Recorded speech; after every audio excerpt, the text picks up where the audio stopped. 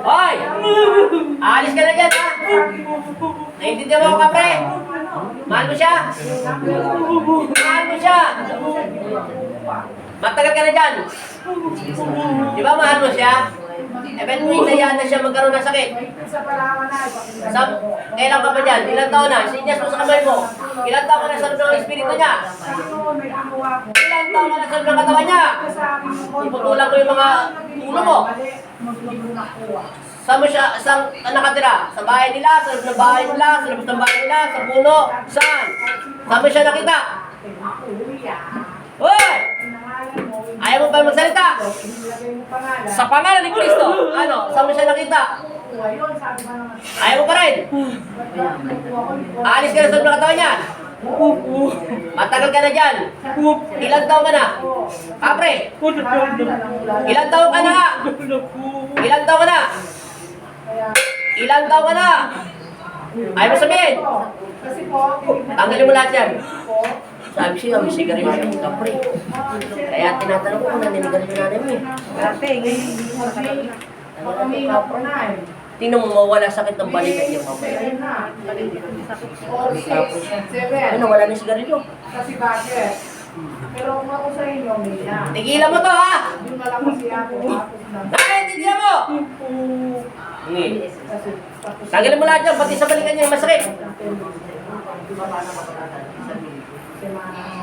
May ilang taon ka na sa loob sa kanyang katawan niya? Ilang taon na?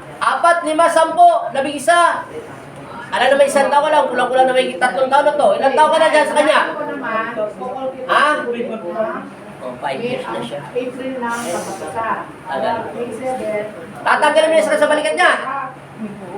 Lisan mo. Oh, bigay mo na ngayon.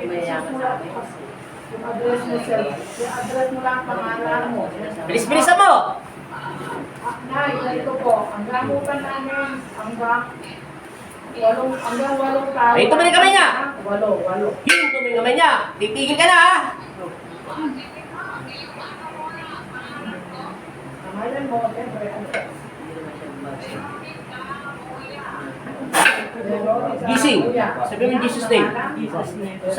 Sabi mo, in Jesus' name. Sabi, nakita ka matilim maliwanag. Saan? Ayun. Kayo. Dito, yung kanina, may nakita ka matilim wala. Suba pa Ayun. ito ba yan sa uli? Ano nga yun? Matilim sa lugar. O, tingnan mo yung balikat mo ngayon, walang sakit. Masakit? Kabila. Ilan taon mo na sakit yan? Lumampas na. Matagal niya na pala sakit yan? Gusto Wala sakit. O, may boyfriend ka, kapre. Tingnan mo yung mukha mo, lumambot dito. Tingnan mo, walang sakit. Ano pinagkaiba? Ano? O, nawala na sakit. Sabi siya, nakapre siya eh. Matagal yung kapre niyan. Hindi lang 5 taon yun, sinungaling kapre. Kaya pinatay ko na. Torbo sa buhay niya yun. Sige na ito, wala sakit. Tingnan mo yung nanay mo, hindi mo napansin, nagbago mukha niya. Hindi nag-ano. Ha? Hindi na masyado dito niya, di ba? Di ba? Swerte man ay. Oh, sigurado ka, nagbago na mukha ng nanay mo. Ako, nagbago nga po eh. Oh, mahigit na yan, 5 taon yung kapre niya. Wala na rito niya, yung pagga niya. Wala na eh, oh. Ha? Wala na yung ganito ng... Oh, ayan, luminaw na, binuksan ng ilaw. Ano? Oh, ayangat mo yung mga braso mo. Wala sakit. Naalala mo to, hawakan mo to. Ganyan lang.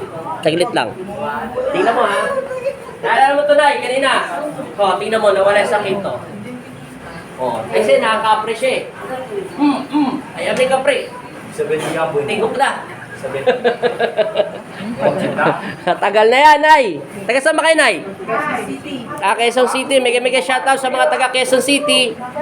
Oh, ito sila, magnanay sila. Oh, bye-bye. Nakaka-pre si nanay. Oh, sige, salamat.